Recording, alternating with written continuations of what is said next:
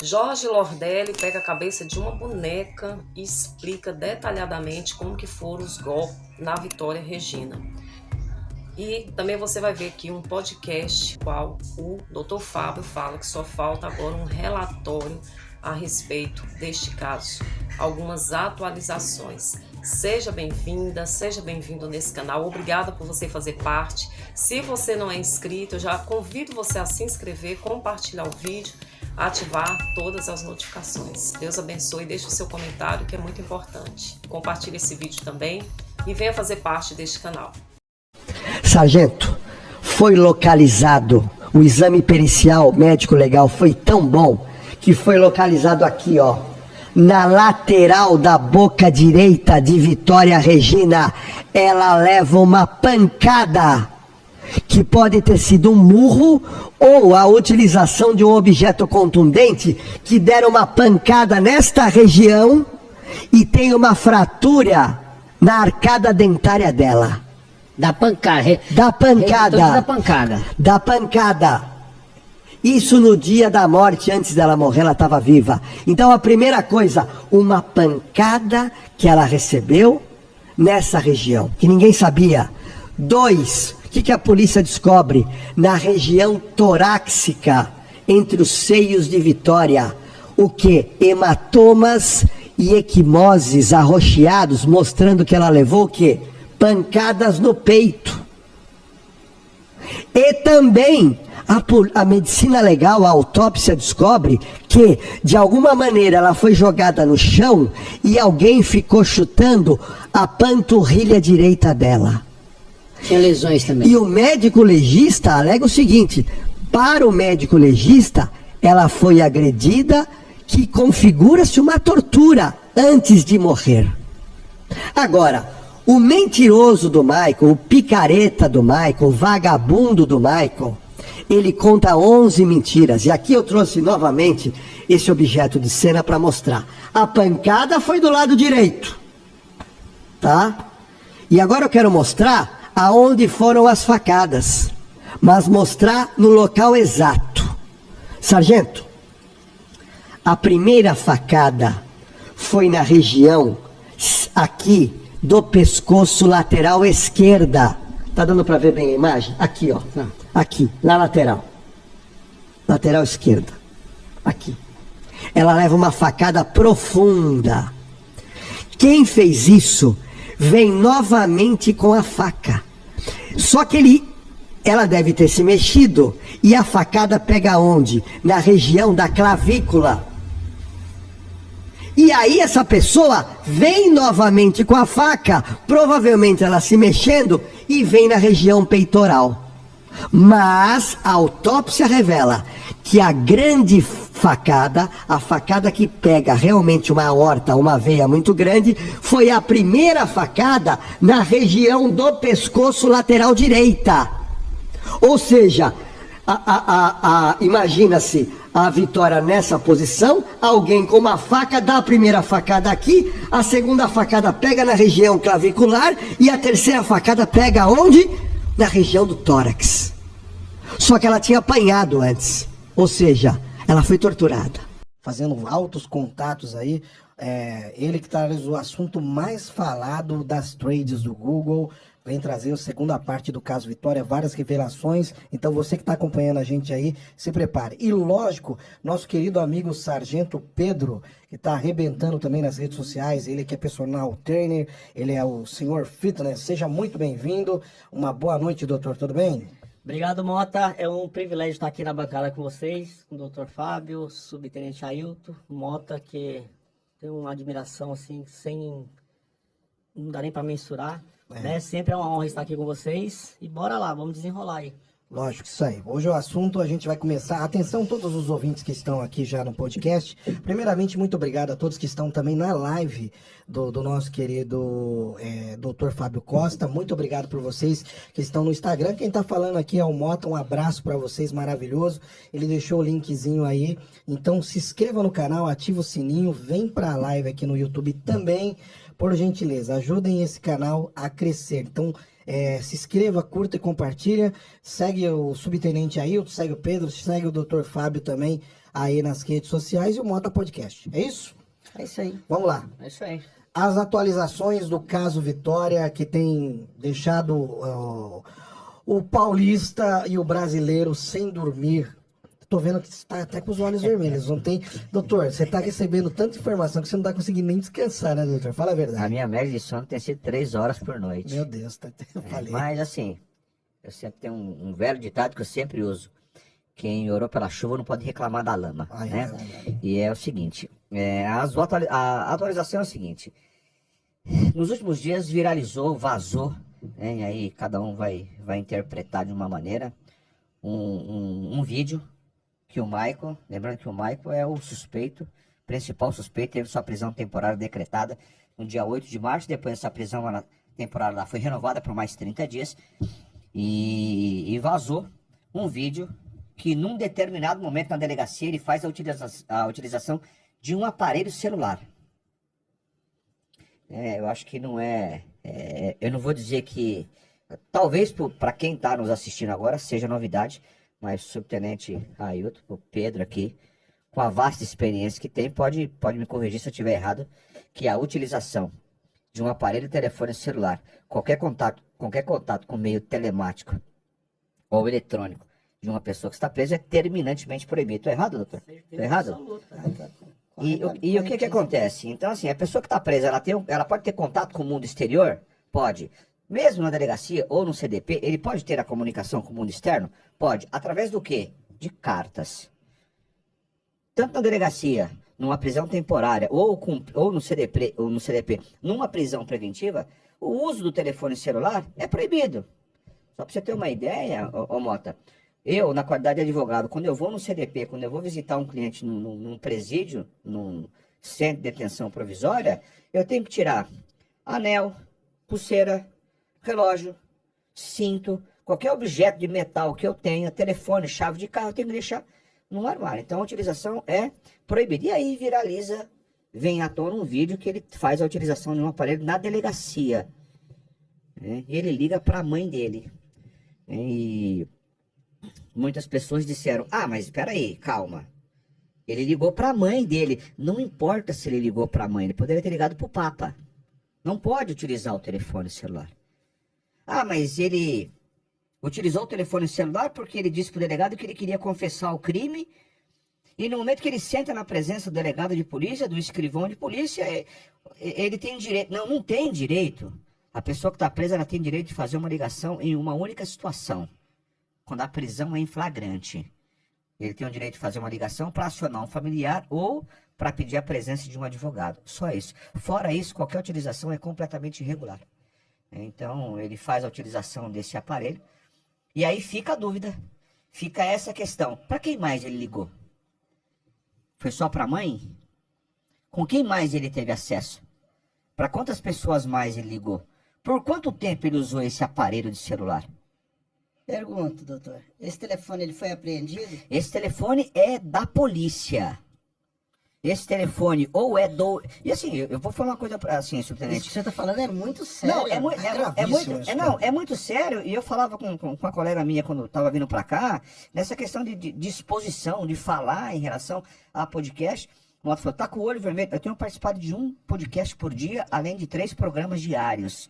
E eu não tenho o menor problema em falar. O menor problema em falar que esse telefone celular é da autoridade policial. Ou é do delegado, ou é do chefe do investigador, ou é de algum investigador, ou é do escrivão. É de alguém da delegacia. Alguém chamou esse rapaz, independente do momento que foi. Ou no momento que ele foi confessar, ou eu não sei em qual momento. Mas não foi na situação que a lei permite, que é em flagrante. Até porque, lembrando, ele não foi preso em flagrante. Ele foi preso no dia 8 de março, num sábado, Dia Internacional das Mulheres, porque o mandado de prisão saiu na tarde e foi cumprido pelo pessoal de Franco da Rocha, pelo policial civil Clodoaldo, no final do dia 8.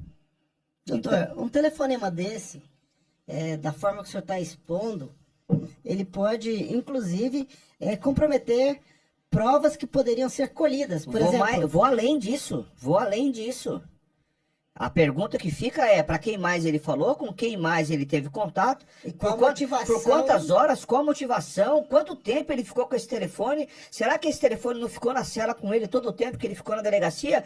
Ah, mas é uma suposição sua, mas eu tenho um direito, que a partir do momento que uma autoridade policial permite que um preso, um custodiado pelo Estado, faça a utilização de um aparelho celular, você concorda que abre brecha, um precedente para eu descer a lenha? Com certeza. E quem tem que ser responsável por isso, eu não tenho o menor problema de falar. Dr. Fábio Senac, responsável pelo inquérito policial, responsável pela delegacia, eu vou levar o vídeo para a corregedoria e ele vai ter que explicar na corregedoria esse assunto. Ponto final. A pessoa que está nos assistindo, ela tem noção da gravidade dessa informação que acabou de chegar? E eu falo para você uma coisa, respondendo a sua pergunta, coloque em xeque, coloque em dúvida a credibilidade da instituição da Polícia Civil.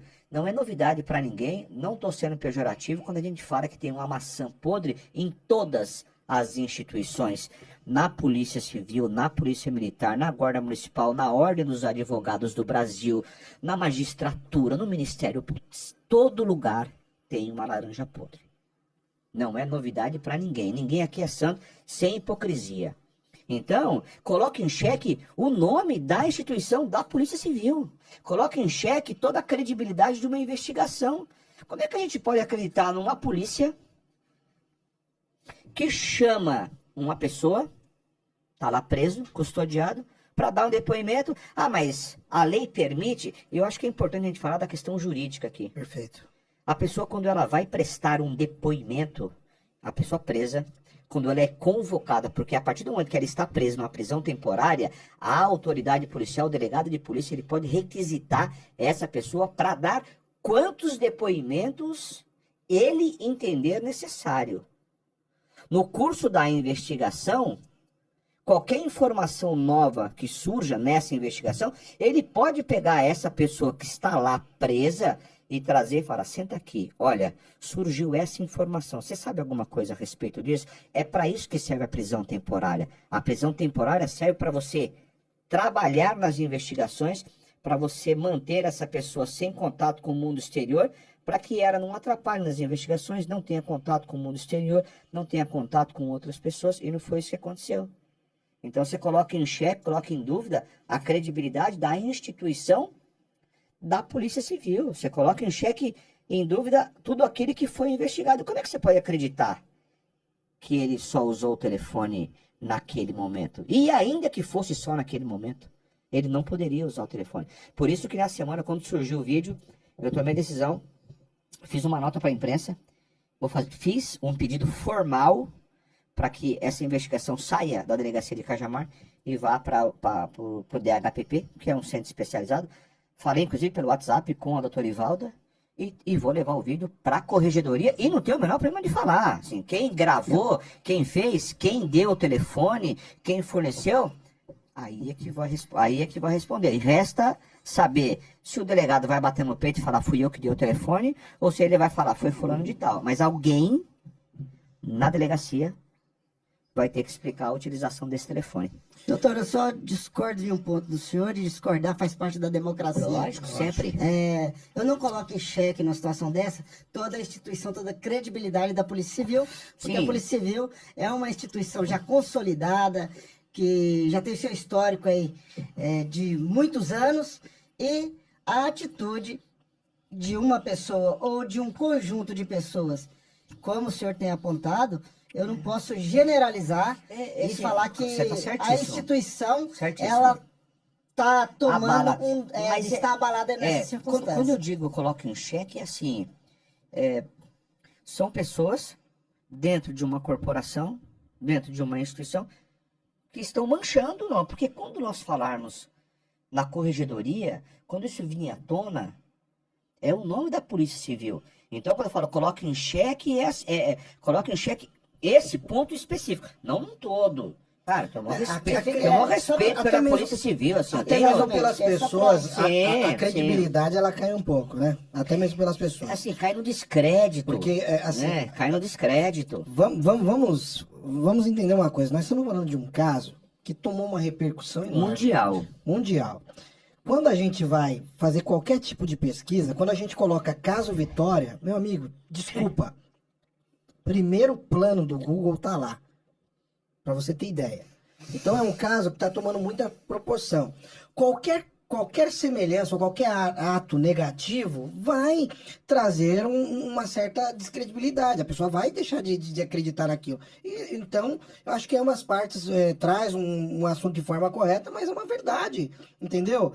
E ele, por ser seu xará, muitas vezes as pessoas até confundem quem é o delegado e quem que é Cara, o advogado da família, entendeu? Começou assim, toda vez que falava, de repente, numa coletiva, ou quando a gente falava, quando a imprensa falava, tanto que eu fiz um pedido para os colegas, né, assim, não só lá da Record, para todo mundo, para especificar quando falasse, né, doutor Fábio, porque era doutor Fábio delegado, doutor Fábio advogado. Tem que falar, doutor Fábio Costa, advogado da família, doutor Fábio Senac, delegado de polícia, para identificar. Por quê? Porque quem nos assiste, quem acompanha, às vezes a pessoa não tem um conhecimento técnico jurídico. Perfeito. E às vezes a pessoa não está vendo, a pessoa está ouvindo. Ouve que o delegado, ouve que o doutor Fábio tal. Então, assim, especificar para não ter esse tipo de problema. Agora, foi assim, cara, foi um tiro no pé. Né? Foi de fato um tiro no pé. O segundo eu considero, primeiro foi na questão da confissão. Né? E no dia 10 de março, a investigação estava indo tão bem, porque ela desaparece no dia 26, dia 27, logo pela manhã, já tem as informações na rede social, e faço questão, falei ontem num programa, e assim, não estou aqui puxando sardinha pro lado da Record, mas a Record que abraçou o caso, que foi a Record que deu a notícia desse caso no programa do Balanço Geral do Meio-Dia, na quinta-feira, logo quando ela desapareceu, replicou à noite no Cidade Alerta, e aí replicou no Balanço Geral do outro dia, na sexta-feira, aí eu entro no caso, replica no Cidade Alerta, e o caso estoura. Então, tava indo tudo muito tão bem. Uma equipe de buscas tinha, acho que 115 homens, corpo de bombeiros, polícia militar, polícia civil, guarda municipal, cães farejadores, sabe? Um trabalho legal da polícia, de busca incessante, dia e noite. E aí no dia 5 encontra o corpo da menina, numa condição que ninguém queria que encontrasse. E a polícia já pega uma pessoa, ouve outro e vai atrás e tal. E aí no dia 10 de março dá um tiro no pé, faz uma confissão, né, da maneira com que foi feita, que já teve um descrédito total nessa confissão dele, pela maneira que foi feita, né, porque a lei permite que o interrogatório seja colhido, por exemplo, de madrugada. A lei não fala de horário. Né? A lei fala que você pode fazer no horário mais conveniente. Até num caso como esse, é prudente você fazer no horário mais tranquilo. Talvez, de repente, um horário mais tranquilo seja na madrugada. Então, quanto a isso, tudo bem.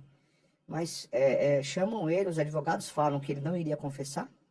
Os advogados vão embora, na madrugada o delegado coloca o rapaz sentado numa mesa, chama outro advogado para assinar o termo de confissão dele, e ele traz um relato que vai na contramão de tudo aquilo que estava sendo investigado. Fala que matou ela dentro do carro.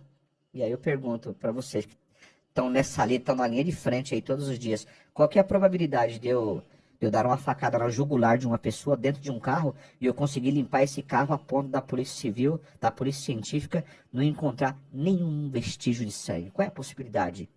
Muito remota. Lembrando, detalhe, num carro com banco de tecido. Cara, assim, é você desmoralizar, aí sim, aí é você desmoralizar a polícia científica. Porque não tem como. Então aí você tem essa confissão que foi um tiro no pé. Só que agora ele volta na coletiva ontem e disse que tem certeza que ele não matou ela dentro do carro. Mas essa certeza, o Brasil, o mundo já tinha essa certeza de que esse cara não matou essa menina dentro do carro. A suspeita tá na casa, Pô, né? a suspeita tá na casa. A suspeita tá na casa. Mas no primeiro momento ele fala o quê na coletiva depois da confissão? No dia seguinte, no dia 11 de março pela manhã. Palavras do delegado, abre aspas. O senhor já esteve numa cena, num local onde uma pessoa toma uma facada na jugular? Ele fala, eu já estive. O sangue vai no teto. Caramba. Por isso delegado, por isso que eu não acredito que ela tenha sido morta dentro de uma casa. E aí acredita que ele matou ela dentro do carro. Só que agora ele volta e fala, não, tem a mancha de sangue. Então eu vejo, tem, assim, não estou sendo pejorativo, estou trazendo aqui só os fatos, tudo aquilo que foi veiculado. Eu vi, assim, no começo, um trabalho muito legal da Polícia Civil, mas depois eu vi uma Polícia Civil completamente perdida. Cara, eu acompanhei muitos, eu tô nessa labuta há 15 anos fazendo isso todos os dias. A gente viu aí nos últimos dias, está sendo veiculado, pelo menos nos últimos 2 dias, acerca do pedido feito para que esse inquérito ele seja remetido para o DHPP. Esse é um pedido do senhor? Meu. Porque quando eu fiquei sabendo, eu fiz essa nota e fui falar com a família. Eu falei, olha, eu tô aqui e quem manda aqui são vocês, né? O poder que eu tenho aqui é ser a ponte entre vocês e o judiciário. Se vocês disserem para mim o seguinte, doutor, larga esse vídeo para lá. Larga isso aí para lá. Mas eu expliquei, olha, tem esse vídeo, é proibido, tá aqui na lei, não pode. Quando ele faz a utilização de um aparelho de telefone celular, é uma facilitação da Polícia Civil, é um crime. Porque se eu faço um negócio desse, cara, Não, a gente responde tem, criminalmente a gente sobre tem isso. caso de advogados que vão levar alguma coisa, o cara é preso. não tem Então assim, conversa. e aí eu explico pra família. Então, essa é a situação. O que é que vocês querem fazer? Deixa pra lá ou vamos atrás pra punir os responsáveis? E quem vai punir os responsáveis é a corregedoria. Palavras da família, vamos na corregedoria.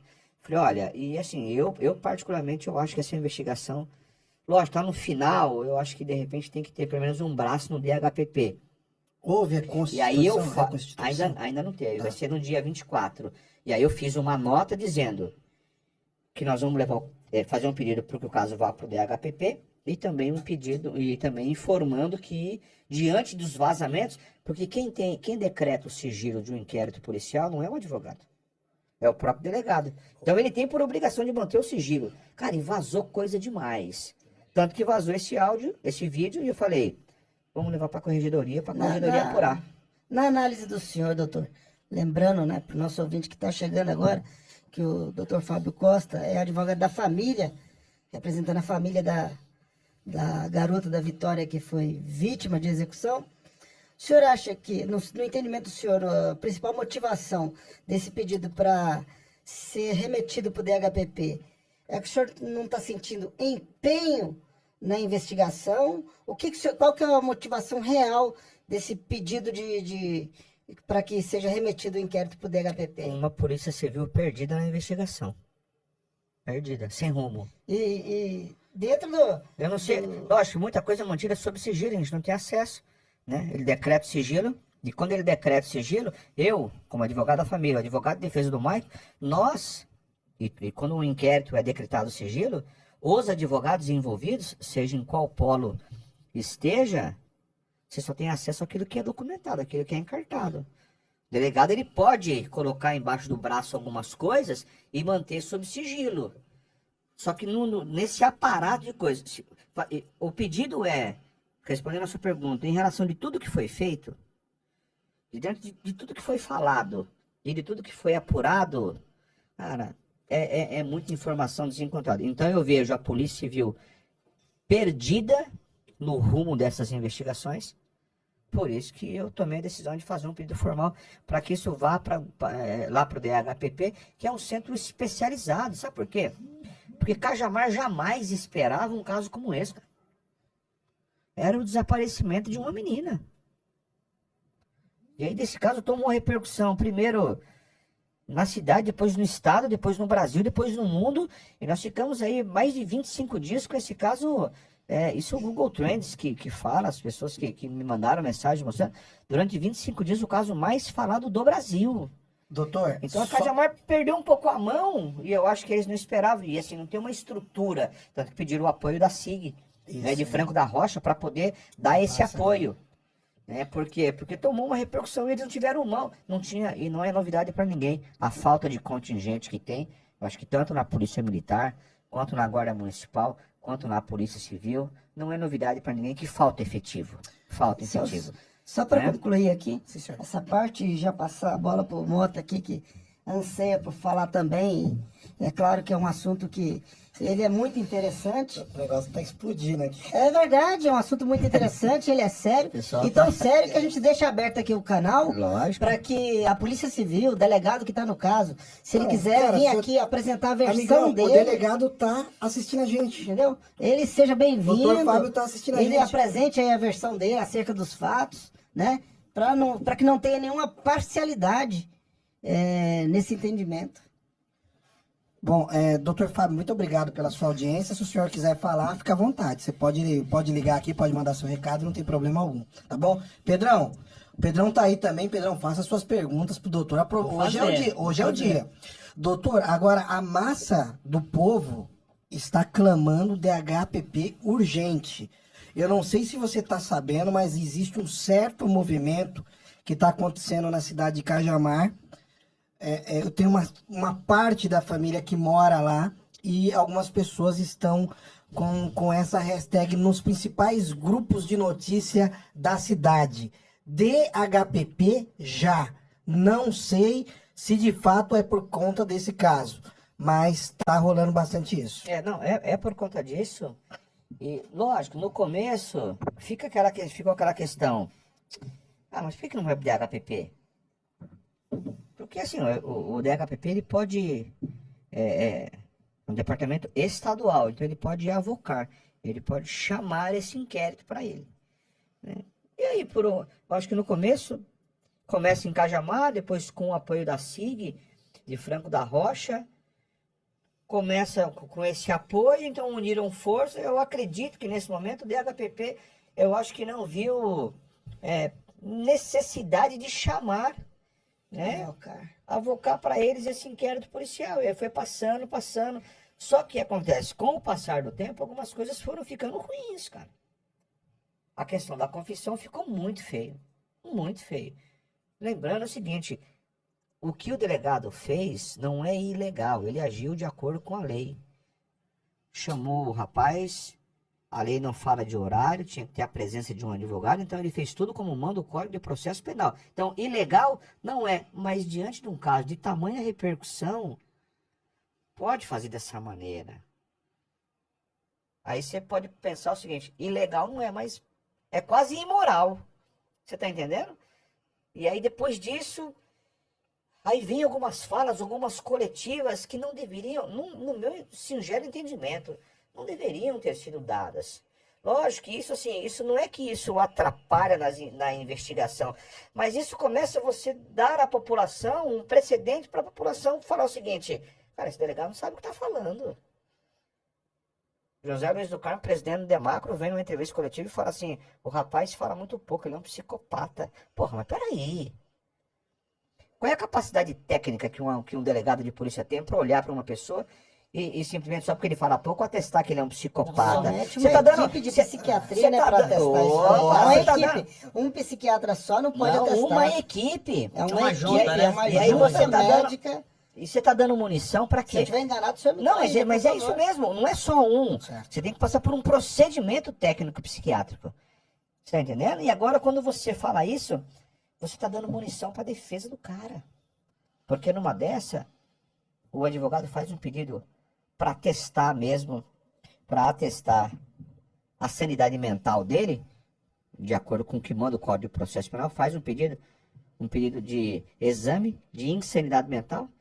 E se esse exame der positivo, esse cara não fica mais preso, ele fica internado. Sim, vai para casa de custódia. Entendeu? Assim, é um baita de um benefício para um cara que cometeu uma atrocidade como essa. Muita gente Então, às vezes você pega, por exemplo, talvez por exemplo, o advogado dele não estava nem pensando nessa possibilidade. Mas de repente vem o delegado e fala, opa, deu um estralo, né? peraí, olha que legal. Você tá entendendo? Então, assim, acho que várias coletivas não deviam ter sido dadas, coisas foram faladas que foi fazendo com que a população hoje está assim, saturada. Você pode ver, ontem... Em uma live aqui, tem 300 pessoas, o pessoal só metendo pau na delegacia de Cajamar. Por quê? Porque eu falei mal? Não foi porque eu falei mal. É porque eles fizeram coisas que descredibilizaram eles próprios. O pessoal vem se sentindo injustiçado de certa forma. Porque quando a gente tem um caso de alta repercussão, como esse do caso Vitória, as pessoas tomam a dor para si. Eu estou aqui na mesa com um subtenente, estou na mesa com um sargento e na mesa com um doutor advogado criminal. Alguém que tem teor e conhecimento. Vocês são especializados no que vocês fazem. Mas eu aqui represento essa parte da população normal, civil, que fica com essas dúvidas no ar também. Porque é tanta coisa que vão jogando na mídia, na televisão, que vai surgindo essas dúvidas. Então, acredito, é o que quando a gente falou que vem caindo no descrédito, né? Eu acredito que seja nesse ponto. Por isso que eu acho... Eu acho, doutor, que isso é muito perigoso. Porque quando a população começa não é se manifestar, mas se autopronunciar que não está gostando de alguma coisa que está sendo, pode ser perigoso. Por isso que eu acho importantíssimo esse canal, essa via de comunicação. E mais do que isso, a presença de quem está na rua todo dia. Perfeito. É que o subtenente da rota, tenente da Polícia Militar, e aí é o seguinte, se você estiver na rua hoje à noite e acontecer alguma coisa, se for assaltado, você vai ligar para quem? Cara, é 190. Assim, então, assim, eu tenho... e não tô aqui, pelo amor de Deus, não tô aqui puxando sardinha, não tô aqui puxando o saco do lado de ninguém. Eu tenho o maior respeito pela Polícia Militar. Porque, assim, diante do efetivo que tem, do efetivo que falta, e também não vou entrar no mérito de questão salarial, cara, esses caras são uns heróis, meu irmão. Uns heróis. Fazer o que fazem, com a estrutura que tem, com o contingente que tem, com o efetivo que tem, pô... Então, assim, é por isso que é importante estar aqui e explicar que ninguém está aqui metendo pau na Polícia Civil. Ninguém está aqui falando que a Polícia Civil é incompetente. É uma baita de uma instituição. Só que você tem profissionais, e não digo profissionais desqualificados, porque o Dr. Fábio Senac tem 35 anos de polícia. Um baita de um delegado.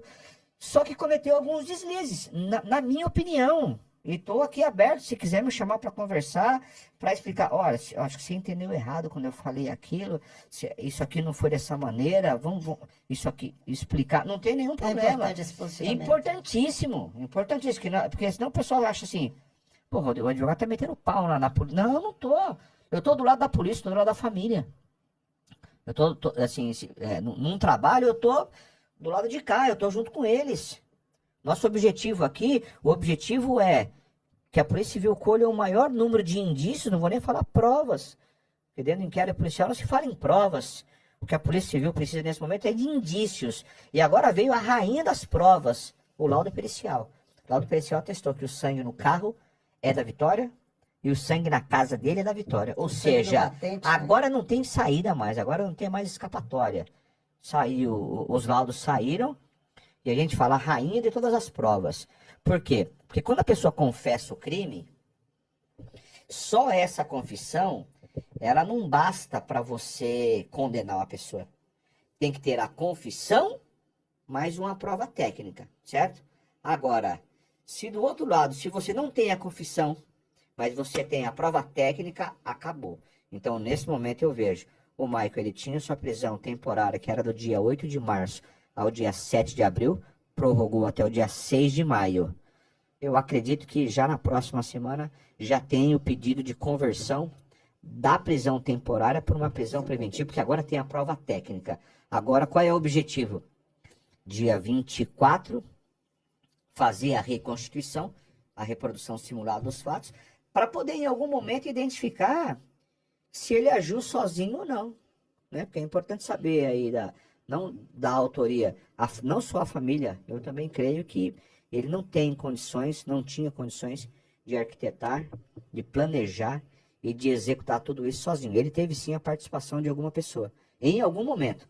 Ou no momento que ela foi arrebatada, ou no momento que ela foi torturada, executada, ou no momento que o corpo foi deixado na área de mata. Em algum momento ele teve a participação de alguma pessoa. E eu acho que a reprodução simulada dos fatos pode identificar num determinado momento, olha, aqui não, é que ele não, humanamente impossível ele ter agido sozinho nesse ponto aqui, para que a investigação, porque nada impede. Doutor, só cortando um pouquinho, então, até que eu queria perguntar isso aí, que o senhor já abriu essa brecha aí, então, a possibilidade de ter uma segunda, terceira pessoa envolvida no caso. A gente sempre acreditou nisso, né? Sempre. Você acha que a investigação chega nisso aí? Eu acho que chega. Eu acho que hoje tá certo que em relação à autoria, esse é um.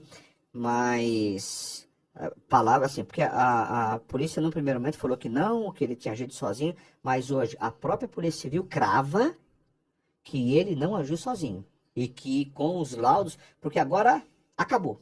Não tem mais provas, não tem mais laudos, a Polícia Civil já tem tudo. Tem que fazer o relatório. Perfeitíssimo. Agora só falta o relatório. O inquérito é o rascunho do processo, né? Não, agora é o seguinte, agora esse processo ele vai caminhar, daqui para frente fica mais fácil, porque o delegado, quando ele fizer o relatório, o Ministério Público vai olhar no relatório, vai concordar com o relatório e vai imputar o crime, vai falar feminicídio triplamente qualificado, se teve ou não abuso sexual, eu acredito que teve, eu acho que vem na denúncia a questão do abuso sexual, sei lá, de repente a tortura, né, a ocultação do cadáver, né, então, mas é isso, agora só falta o relatório. E eu acho que nesse relatório, no indiciamento, porque agora o Michael já é um indiciado formal, eu acredito que no indiciamento talvez venha alguma outra pessoa. Lógico, o indiciamento vai ser feito depois da reconstituição do crime, que vai ser no dia 24. Mas eu acredito que sim, porque não dá, Pedro. Se você olhar, né, o local que pegaram, a dinâmica, ela ficou 7 dias desaparecida. Tá entendendo? E assim, o perito falou que ela estava morta há 4 dias, 5 no máximo. Então nós tivemos 2 dias de lapso aí. Ela desaparece. Tinha 7 dias. Se ela estava morta há 5, tinha 2 dias. Onde ela ficou esses 2 dias? Ela ficou em alguma casa. Como é que ela fica numa casa sozinha? Ela ficou numa casa sozinha com o Michael durante 2 dias. Então esse cara tinha que ter sumido 2 dias. Alguém ajudou, alguém cuidou. Alguém ajudou a torturar, ou alguém ajudou a esconder o corpo, ou alguém ajudou a arrebatar, ou alguém arrebatou para ele. Então, a polícia nesse momento crava que em momento algum eles acreditam que ele tenha agido sozinho. A casa onde foi encontrado o material genético, conforme os laudos que estão sendo emitidos agora, né? Já foram. Esse material genético é do Michael. Do Michael. E dela Essa também. casa é a casa dele. Dele. E foi encontrado material genético da Vitória Exatamente. e material genético do Michael. Exatamente. Comprovando que os dois estiveram naquela residência. Por isso que a gente fala que agora a rainha das provas chegou no processo. E agora não tem para onde correr. Não tem. Posso fazer alguns agradecimentos Porra, rapidinho? lógico. Atenção todos os meus irmãos e amigos do Rio Grande do Sul, pessoal da Bahia, pessoal todo que está acompanhando aqui da Grande São Paulo. Gente, a audiência está bem grande hoje. Muito obrigado por todos vocês que estão também no Instagram do Dr. Fábio. Não esquece de se inscrever no canal, ativar o sininho, nos seguir nas redes sociais. E todo o pessoal também, a convite do Pedro, todo o pessoal que está acompanhando, a família da Vitória também está acompanhando aí. Muito obrigado. O pessoal do Garra. Um abraço, pessoal do Garra, o pessoal que é fã da Rota também, os amigos, os veteranos de farda que tá acompanhando aqui. Muito obrigado mesmo. O pessoal da Rota de São Paulo tá aqui nesse momento assistindo ao nosso podcast e estão analisando tudo que está acontecendo. Daqui a pouco o Pedro vai falar também. Eles querem que o Pedro fale sobre o novo coronel. Não estou sabendo disso ainda. Acho que alguma notícia que você tem para trazer, né? A respeito disso daí. Tem também a ocorrência que aconteceu ontem à tarde, não estou sabendo também. Estão pedindo comentário do Dr. Ailton, policial de rota, para poder trazer isso à tona mesa, tá bom? Aproveitando, há várias perguntas para o Dr. Fábio, tá estourando, tá pipocando de pergunta. São tantas perguntas, será que uma das... a que está mais repetida aqui é essa. Você acredita que o Maicon pode ser inocentado? Jamais. Ele começou como um averiguado, depois um suspeito, e aí depois da confissão foi feito um indiciamento formal, então hoje ele é um indiciado oficial formal, e eu não tenho dúvida alguma que ele vai ser denunciado, vai responder um processo aí pelo feminicídio triplamente qualificado com outros crimes, e tenho certeza absoluta na condenação dele. A questão aqui que nós vamos discutir em relação à autoria do Michael a gente fala no jargão popular, é gato no saco. Resta saber agora quem são os outros, mas ele já tá fadado à condenação. Tá certo. Doutor, enquanto o senhor toma uma água, fala com o seu público do Instagram, eu gostaria que o Pedro fizesse o comentário aí a respeito da troca de coronel que houve na Polícia Militar. O pessoal tá me perguntando no WhatsApp, por favor. Ponderações aí, né? O Sub tá aqui na ativa aí e tal. Coronel Cássio, ele saiu de comandante-geral, foi exonerado, né? Na minha opinião, executou um excelente serviço, né? Junto com o secretário de Segurança, Capitão Derrite. E não é muito nova a mudança não, viu, Mota? Quem assumiu agora o comando-geral foi o Coronel Coutinho, ele era subcomandante, não era o sub? Ele era subcomandante, ele assumiu agora como comandante-geral, vai continuar na mesma pegada, cara. Os dois ali é infantaria, é pra cima, é sem massagem.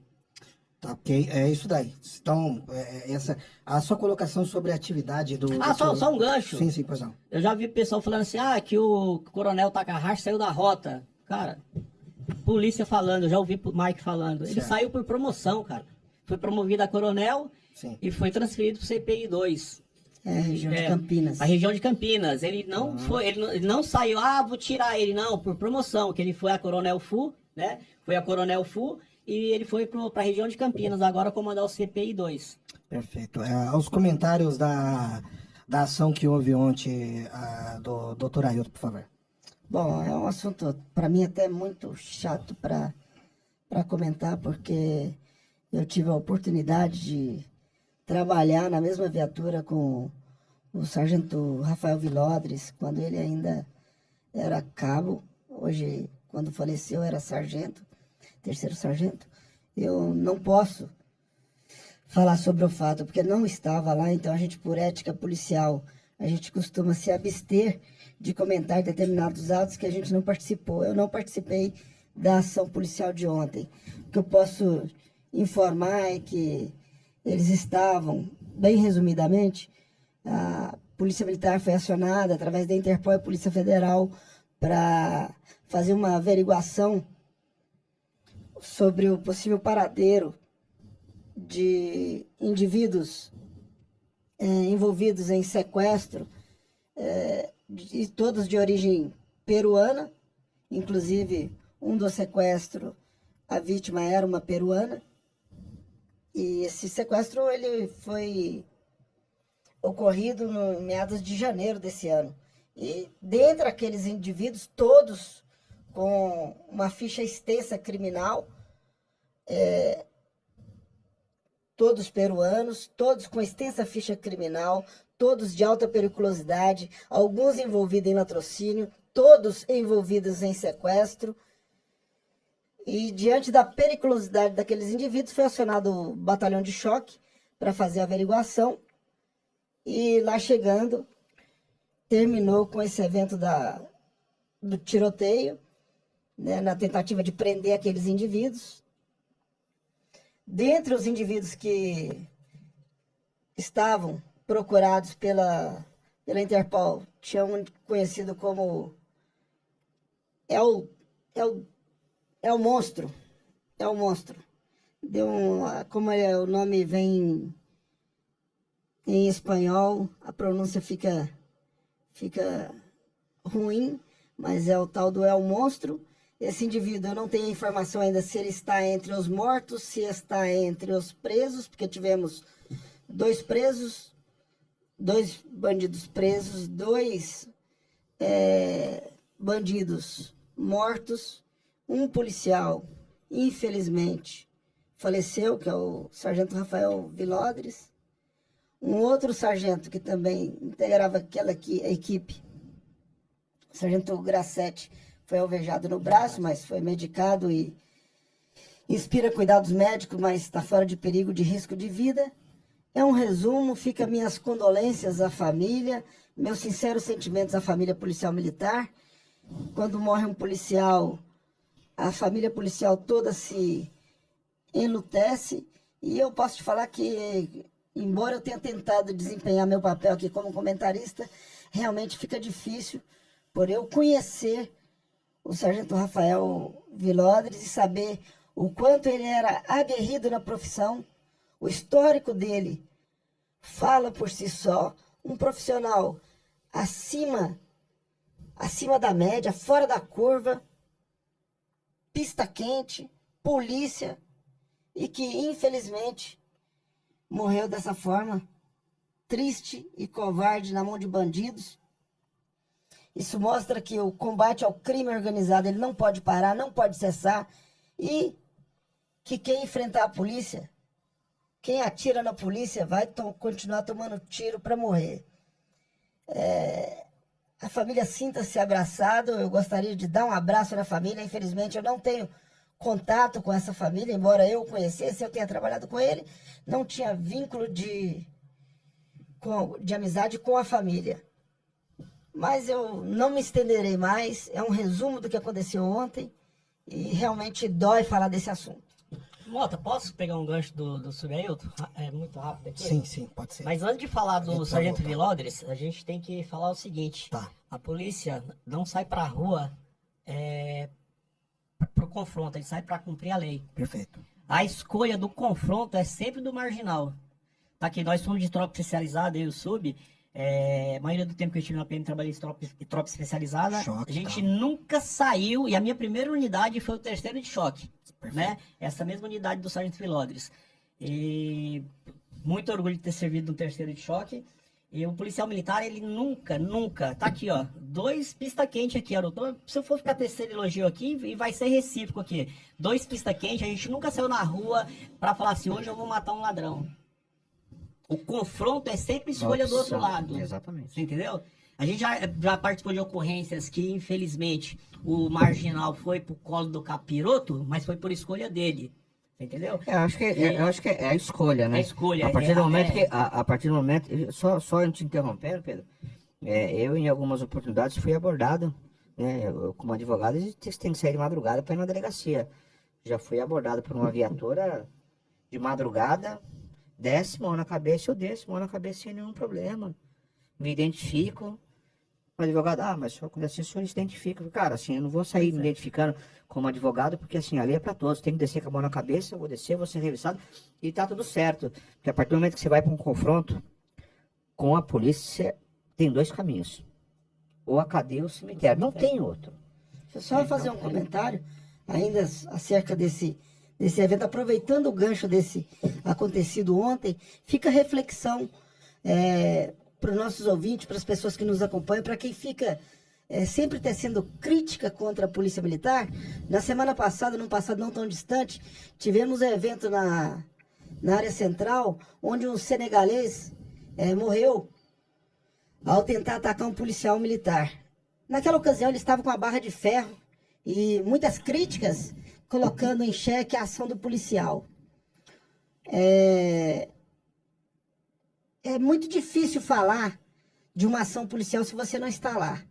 Então, para quem julga que um cara com a barra de ferro não consegue matar um policial, é porque nunca ouviu o estampido de um tiro. Porque a pessoa que convive no atendimento de ocorrência, convive na rua, fazendo todos os tipos de atendimento, você consegue prever a agressividade das pessoas. E eu tenho certeza que aquele policial que efetuou o disparo, ele se sentiu acuado e realmente, tendo o risco da sua vida colocado de forma muito perigosa, a ponto dele efetuar o disparo. Um policial, para efetuar um disparo, ele pensa muitas vezes, diferente de um marginal, diferente de um bandido, que para atacar um policial, ele não pensa em nada, porque ele não tem responsabilidade sobre suas ações, né? Então fica essa observação, que não precisa o bandido estar literalmente... Observação é uma com reflexão, uma né? arma de fogo na mão, não precisa ser uma arma de fogo. E uma recomendação também. Uma Uma recomendação. Mas reaja. a recomendação real é essa. Não reaja. A polícia te parou, o senhor acabou de falar, doutor, o senhor é advogado. Ouvimos da boca de um doutor. O cara é advogado, a polícia te parou, faça o que ela está mandando. A polícia manda. Ela está lá amparada pelo artigo 78 do Código Tributário Nacional. E tudo que ele falar, obedeça. Se você quiser questionar algo sobre uma ação policial, questione depois da abordagem, ao final da abordagem, ou judicialmente, se você acha que foi ferido em determinado momento que você foi, de certa forma, maltratado. Mas até o bandido, ele sabe que quando ele é pego dentro de um carro roubado, a melhor opção para ele é o quê? Se entregar. O bandido tá dentro do carro roubado, armado. A melhor opção para ele é o quê? Parar o carro. Senhor, o carro é roubado, a arma tá aqui, pronto. O policial vai cumprir o papel legal dele. Voz de prisão, meter a algema, conduzir e apresentar para a autoridade de plantão, que é o delegado. Acabou. Agora, o povo de bem, que nesse caso que eu citei, não era uma pessoa de bem, porque estava cometendo infração. Ele já tinha cometido desobediência, resistência e estava na tentativa de homicídio. Mas se você é uma pessoa de bem, faça o que o policial está mandando e você não vai ter problema. Mas eu não vou ficar esticando isso aí, que eu tô vendo o pessoal aqui comentando e o pessoal quer que volta pro caso Vitória. Não, mas deixa eu só terminar do Sargento Vilodres. Ó, o Sargento Vilodres, já fizemos as ponderações. 40 anos de idade, 22 anos de corporação, deixou esposa e 2 filhos. Tá na live aí. Obrigado por hoje, minha amiga. Muito obrigado, tá? Que Deus te abençoe. Muito obrigado por hoje, pela força que você me deu, que de fato eu tô ilutado por um amigo, por um irmão de farda. Muito triste mesmo. Ontem, por exemplo, aqui rapidinho, pessoal, minha filha, 18 anos, ela tá se preparando para prestar para a Polícia Militar. Seja para o Barro Branco ou para a Escola de Soldado, não sei. Eu apoio ela total. Ela me ligou desesperada que roubaram as bicicletas dela. Dela e do namorado dela lá em Praia Grande. Eu continuo apoiando que ela entre na Polícia Militar, cara. Porque eu acredito muito na instituição. A maioria das pessoas da fileira da corporação são pessoas de bem. Né? Haja vista aqui o Sargento Vilodres. Pode continuar. E do senegalês, doutor, a situação da barra lá que foi pra cima do policial, o pessoal julgando o policial que efetuou o disparo, eu faria o mesmo. E assim, eu assistindo, eu acompanhei, não vou dizer pra você que eu sei de fato o que aconteceu ali, mas eu tomo como base um único vídeo que eu vi. Cara, quando você pega uma barra de ferro, você tem a opção de você não fazer. E você tem a opção de não fazer. Não é que você toma a opção de ir para cima de um policial com uma barra de ferro. Ah, mas é uma barra de ferro. Cara, não é porque é uma barra de ferro. É o contexto da situação. Você tá entendendo? Uma barra de ferro daquela, o cara se sente acuado, um grupo de pessoas. Então, assim, faço minhas palavras do Pedro. Eu, na posição do policial, eu faria o mesmo. Sinto muito pela família dele. Verdade. Mas, assim, é aquele velho ditado. Vai chorar a mãe dele, mas a minha não. Doutor, podemos abusar um pouquinho da sua bondade? Eu sei que você tá com mais de 300 pessoas aqui. Está grandinho, tem mais de 300 pessoas aí, gente. Tá lotado. A live aqui também tá bem lotada, a gente sabe. Pessoal, não adianta vocês escreverem coisas pesadas, falando do advogado. Eu sei quem é você que tá na live. Querido, quando você entrar aqui no canal, você pode usar o seu nome verdadeiro, tá? Porque eu tenho informação aqui no WhatsApp, porque eu sei quem é você que tá aí, entendeu? Então não precisa fazer isso. Se você quer se pronunciar, você pode ligar aqui ao vivo. Eu já atendi outras pessoas, outras autoridades aqui ao vivo e não tem problema nenhum. Você tem problema de falar com alguma autoridade? Jamais. Doutor? Você tem algum problema? Tem algum problema de falar com alguma autoridade? Eu não tenho. Ao vivo e a coisa, se quiser. Não, sinceramente, não precisa escrever essas coisas aí, entendeu? A gente sabe que a sua autoridade, doutor, é uma autoridade máxima. Nós respeitamos muito bem o município que o senhor cuida, mas não precisa ficar mandando essas coisas aqui no chat aqui ou mandando no meu WhatsApp particular, entendeu? Você pode ligar aqui que você vai ter o seu direito de resposta, entendeu? Ah, Mota, você tá nervoso? Eu não tô nervoso, mas não se passe por outra pessoa, se manifeste, entendeu? Você tem esse direito, é o seu direito, entendeu? Ou não fala nada, né? Ou não fala ou nada. dá a cara pra falar, ou senta aqui pra falar, ou não fala, né? Porque o pessoal que tá aqui, o pessoal aqui adorou o posicionamento de vocês, tá? A gente tá comentando o caso Vitória, tá? Doutor Fábio, tem algum problema comentar outros casos? Jamais. Tem algum problema? Jamais. Tem algum problema, Pedro, pra você? Agora, pra cima. Tem algum problema? Aí eu tô... Sabe por quê? A gente tá com alguns casos que estão pipocando na mídia. Um deles é o caso da Maria da Penha, do doutor João Neto. Não sei se você viu algum vídeo, se chegou ao conhecimento do doutor. Dentro do seu conhecimento jurídico, eu te peço, por gentileza, poderia ter algum comentário sobre isso? Olha, eu não tive acesso ao conteúdo total. Então, tudo que eu falar aqui é uma questão de suposição. Sim, senhor. Tá? E eu vou ser bem honesto falar, ele sentou nessa cadeira que eu estou sentado aqui. Perfeito. Eu não sigo ele nas redes sociais. Não sigo. Sei quem é, pelos conteúdos, alguns colegas, alguns vídeos que viralizaram. Ah, mas você não segue? Não sigo e assim, não sigo porque eu não sigo. Não conheço, nunca interagi, nunca conversei com ele. E você não seguiu a pessoa, tá tudo bem, tá tudo certo. Às vezes o conteúdo da pessoa não te agrada, ou esse conteúdo você não acha legal, é uma coisa que você não quer ver toda hora, então assim, eu não sigo. Agora, o que eu tenho de informação a respeito disso foi uma questão de vias de fato. O que me disseram, vias de fato, foi uma questão que parece que houve uma agressão mútua. Nada vai justificar, nada vai justificar. Só que assim, eu vou falar aqui juridicamente que eu não vou dar a minha opinião. Juridicamente falando, eu falo uma suposta agressão porque eu não tive acesso à íntegra do vídeo. Não tive acesso. Não posso falar aqui que ele agrediu a companheira. E também não vou falar que a companheira agrediu ele. Na cena mostra os dois completamente descontrolados. Agora, o que de fato aconteceu, só os dois vão poder saber explicar. Então eu acho que foi uma agressão mútua. Ontem isso estourou o dia todo. Muita gente mandando para mim, perguntando a respeito. Olha, eu não tive acesso. Aí assim, tem que apurar, porque saber se ou é uma agressão dele, ou se foi vias de fato, ou de repente um interveio entre eles, uma terceira pessoa no apartamento.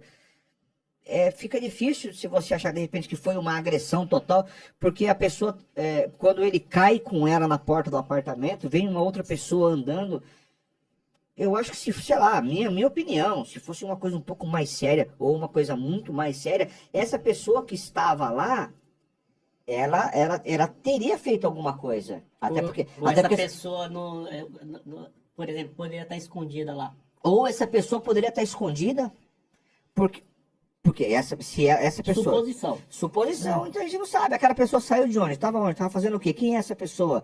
Onde estava? Como estava? Ele saiu muito tranquilo, né? Sai tranquilo. Muito tranquilo. E outra, e aí vai ficar também. Com certeza foi identificado, foi chamado, né? E se de repente se ele viu naquele momento ali uma agressão por parte dele contra ela, e se ele se omite ali, é uma missão de socorro.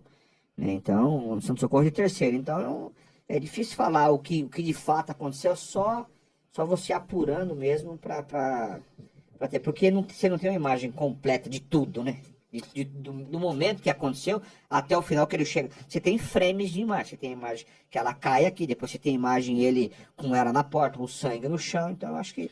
Olha, eu acho que é assim, doutor, agradeço a todo o seu público feminino que está aqui te acompanhando aqui no meu chat também aqui, tá todo mundo te acompanhando aqui, doutor Fábio, parabéns pela sua colocação, tá? Pela expertise do direito que você está demonstrando no nosso podcast hoje. Não que você não seja brilhante nos outros, igual você sempre faz, mas as meninas aqui estão agradecendo pelo seu comentário dessa situação. Então, muito obrigado, doutor Fábio. Outro caso que está pipocando bastante, como que é o nome? Eu esqueci o nome da doutora ali. Kate. Ô, Kate, muito obrigado por estar nos acompanhando ali, a doutora Kate.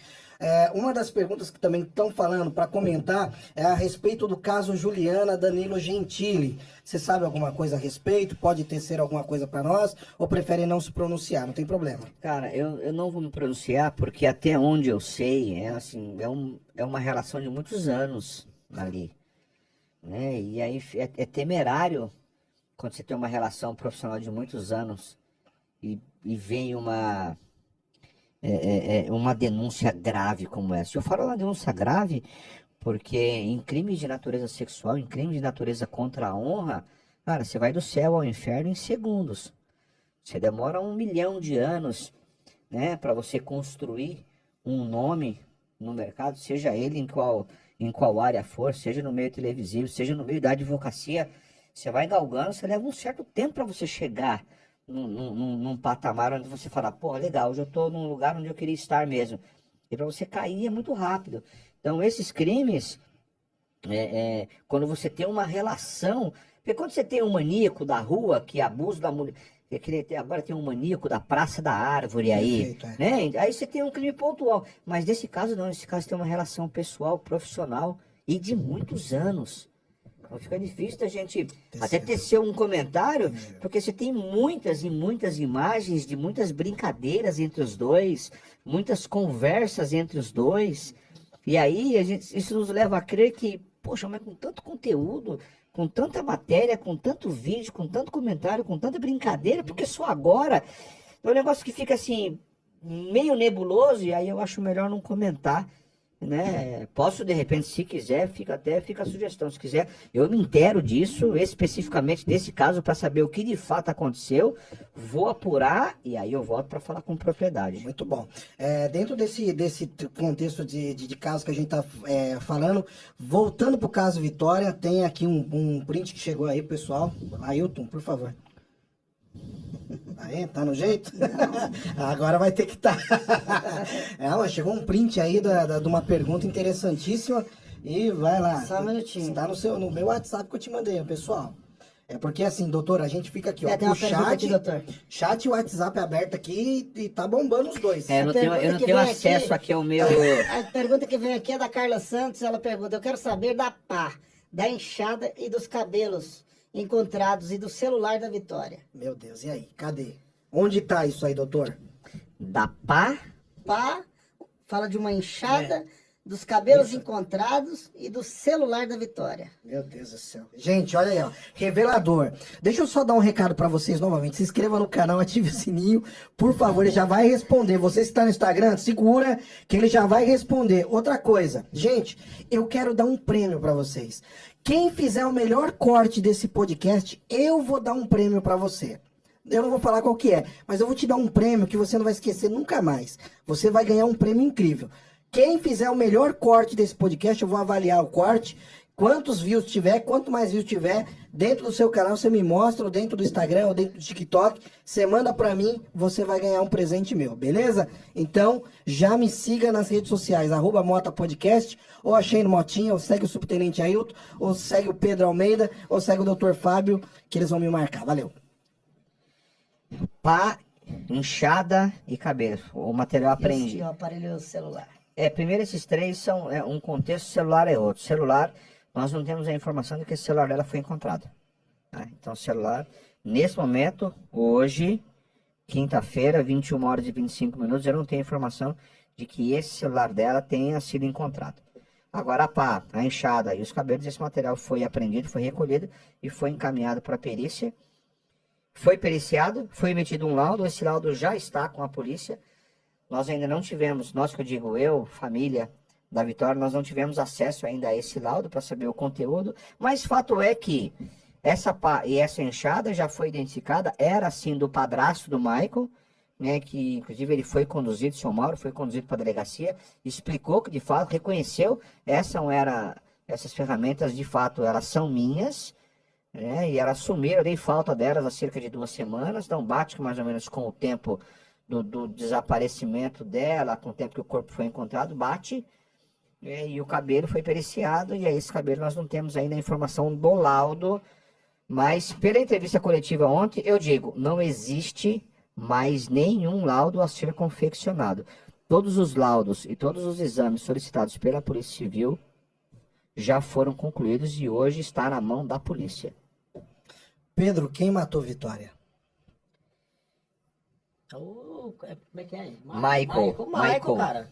Só que eu acredito que tem participação de terceiros aí, cara. Até pela dinâmica de onde foi deixado o corpo, né? De quem cuidou dela esses dias que ela estava desaparecida. Ele não ficou lá em cárcere com ela esse tempo todo. Tô enganado, doutor?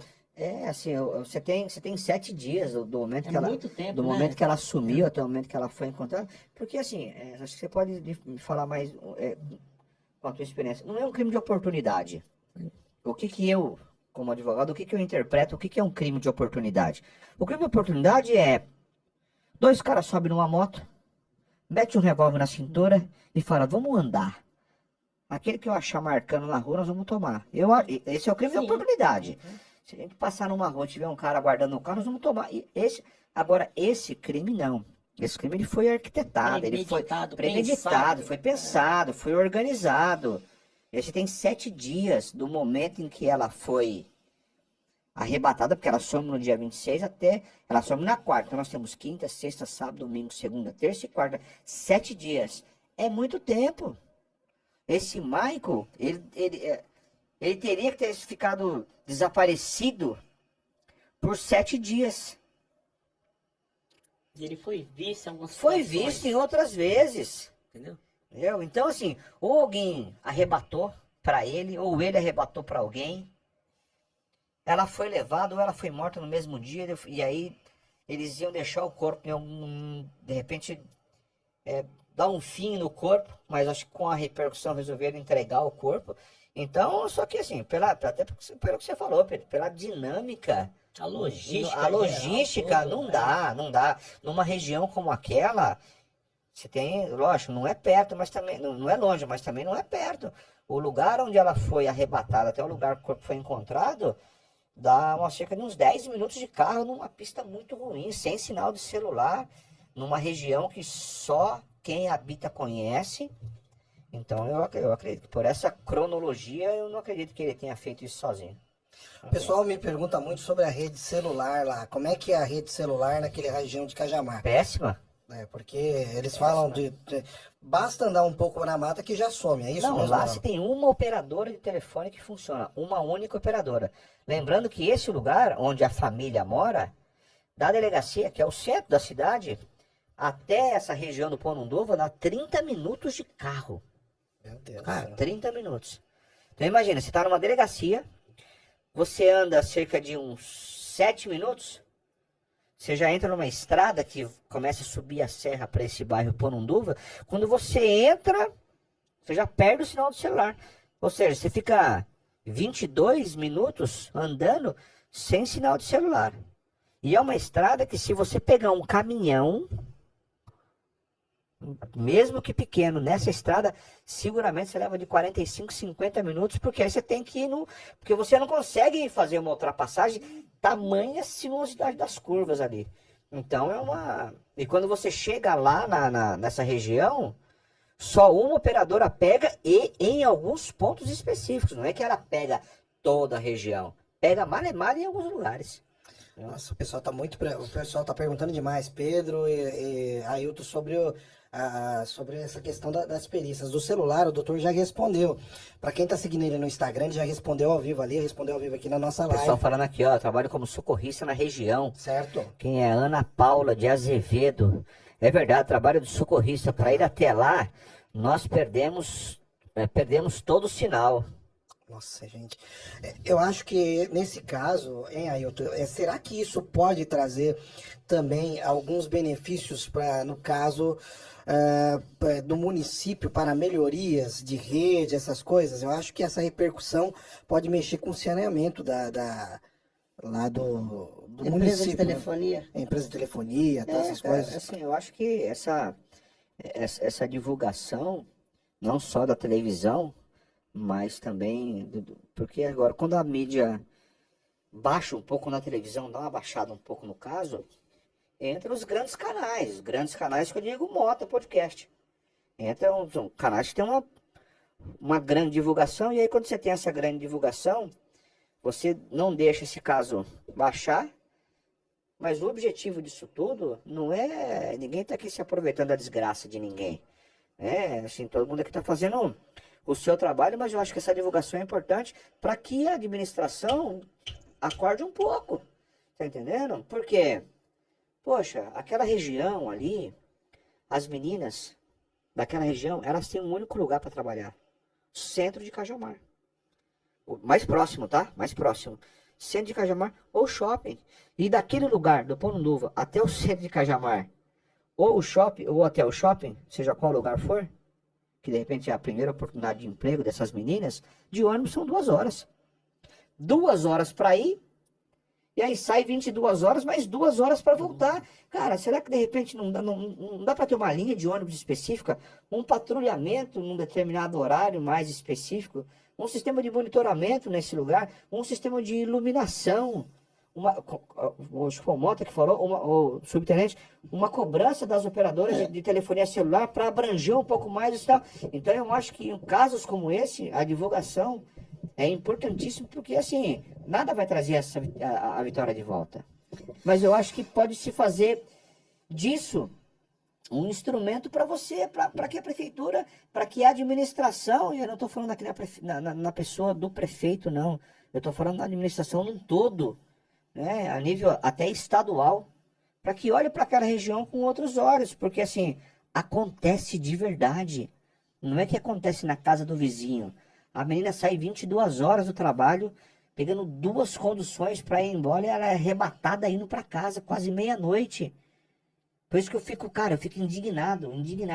Quando eu ouço pessoas falando que, mas a menina tinha envolvimento com o crime organizado. Cara, desculpa, vai a puta que pariu. Vai mesmo, vai Você mesmo. tá entendendo? Uma menina tem 17 anos, que tem no crime organizado, tá saindo de casa 1h da tarde, para 2 horas de condução, trabalhando, saindo 10 horas da noite para chegar meia-noite em casa.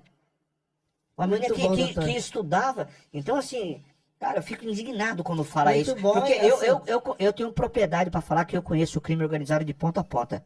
E eu conheço o perfil das meninas que estão envolvidas com o crime organizado. E ela foge completamente desse contexto, cara. Completamente. Muito bom, muito bem pontuado pelo Mota também, acerca da melhoria social na região. Aqui a gente costuma elogiar quando tem que elogiar, criticar quando tem que criticar. Acabou. Já me posicionando, sem entrar no mérito de nome, a gente está vendo pessoas serem canceladas aí por questões de opiniões. Meu, opinião é sua. Dê a sua opinião, ela é sua. E respeite a opinião do outro. Aqui nós repudiamos, só voltando àquele assunto da pessoa, do Dr. João Neto, que a gente acabou citando agora há pouco, repudiamos qualquer tipo de agressão contra qualquer pessoa. Independente se é mulher, se é homem, se é criança, se é adulto, independente da idade. Repudiamos qualquer tipo de agressão.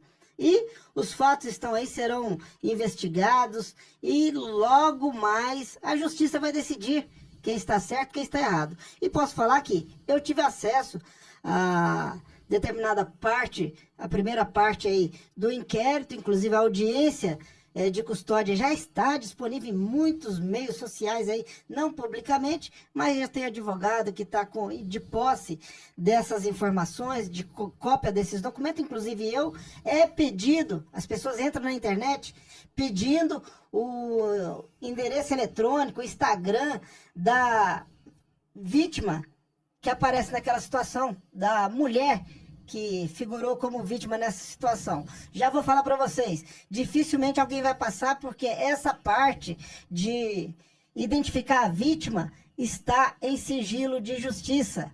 Já estou te falando, está em sigilo. Foi pedido sigilo para o inquérito inteiro, para o processo inteiro. Não foi concedido para o processo inteiro, mas quanto à pessoa da vítima, daquela pessoa que figura como vítima nesse processo, há sim o sigilo. O doutor está aqui, depois até passo para o senhor essa cópia desse documento.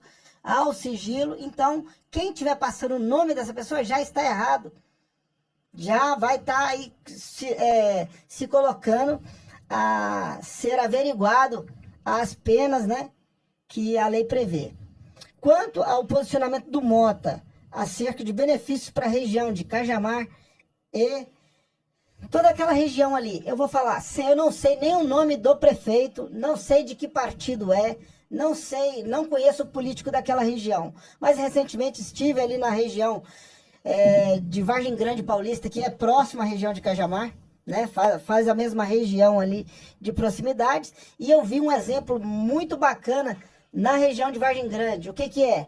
E já estou falando, sem me posicionar quanto ao prefeito, porque não o conheço, mas ele recentemente tem implantado câmeras naqueles locais mais periféricos, onde é muito arborizado, onde tem dificuldade de acesso, onde há trânsito de veículos em pouca quantidade. Então, de determinada forma, o pessoal de Vargem Grande aí pode comentar, sabe o que eu estou falando, e estou falando, não conheço o prefeito, não sei de que partido mas eu estou falando do trabalho da pessoa.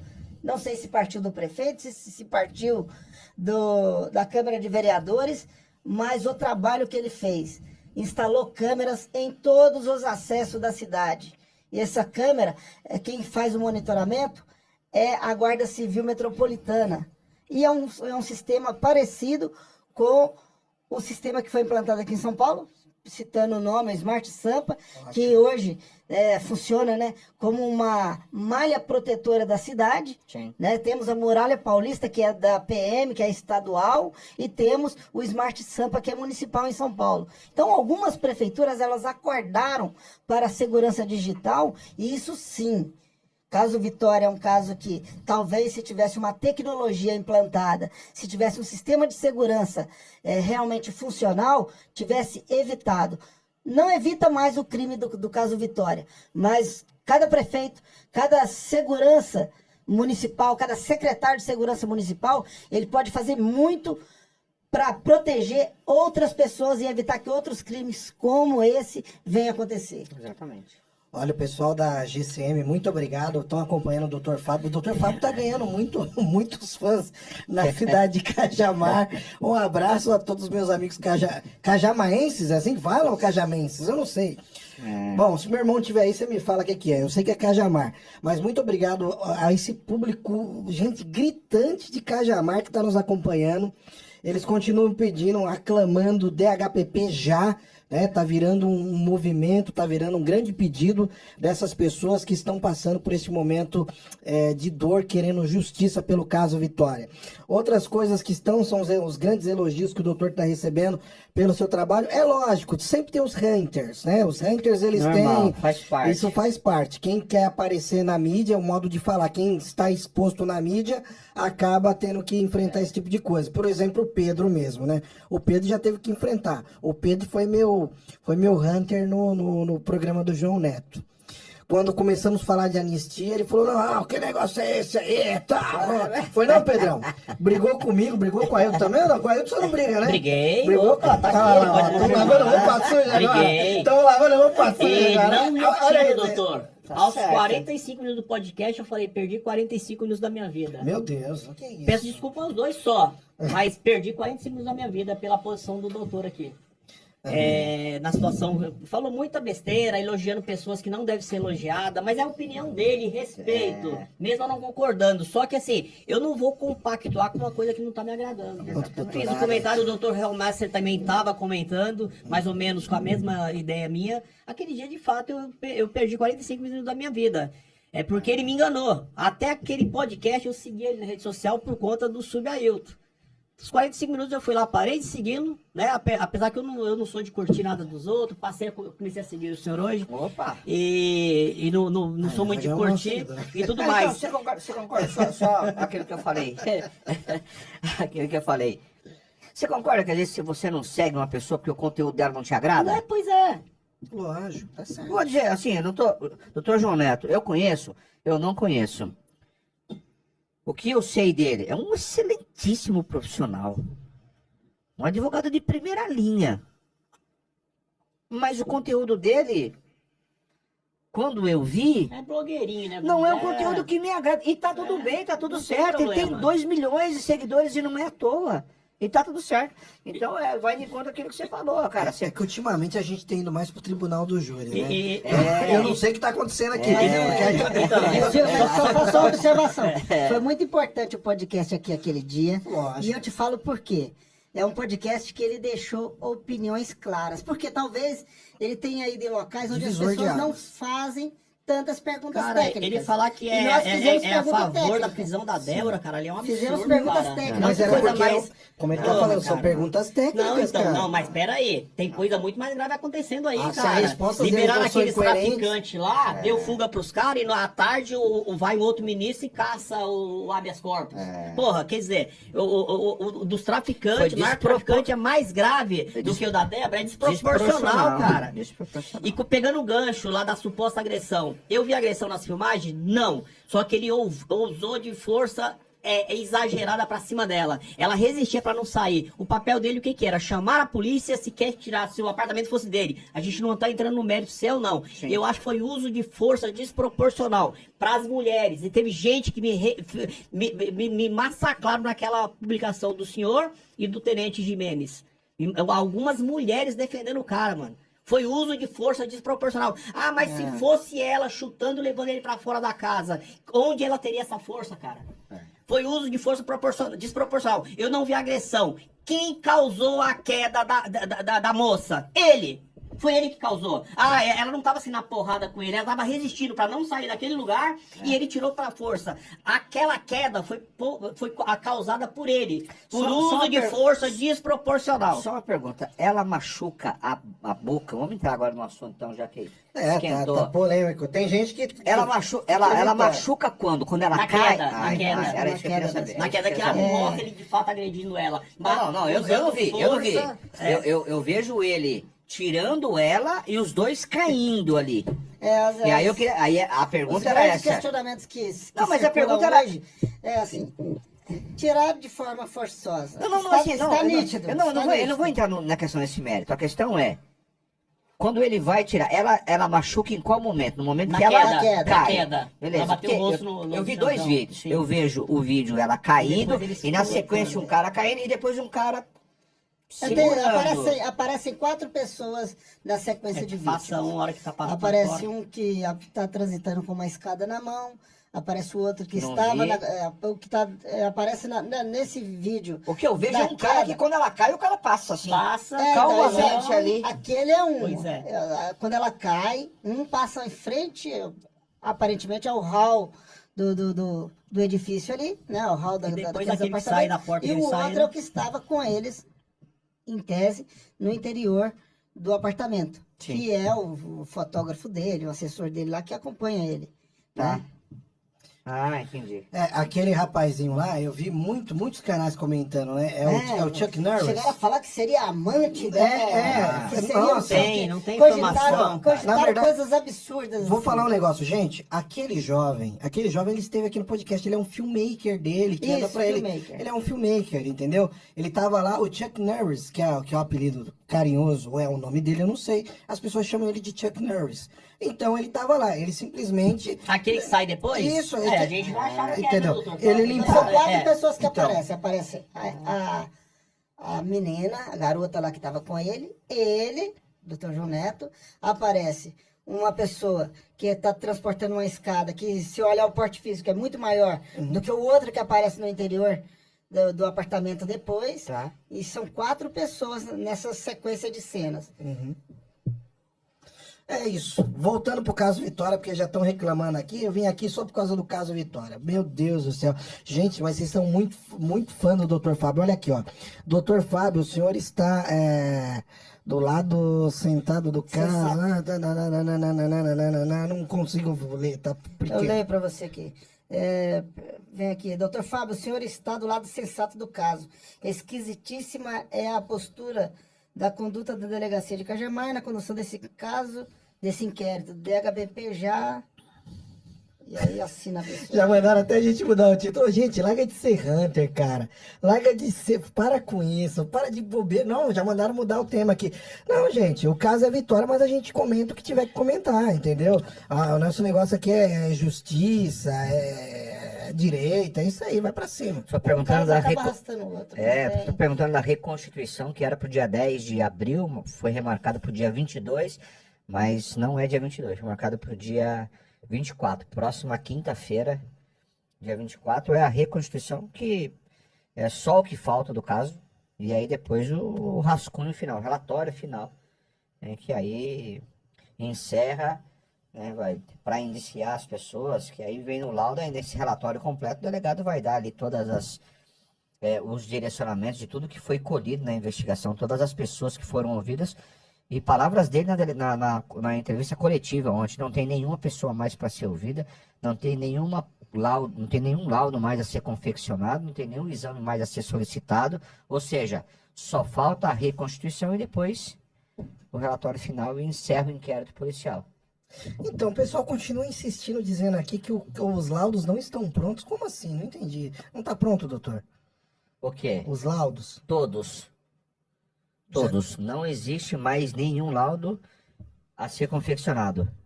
Tá vendo, Anne? Então, acho que ficou bem claro. A doutora Anne, que está acompanhando, ela tá insistindo nisso por conta o caso Vitória para ela tá sendo um meio de estudo, para você ter ideia.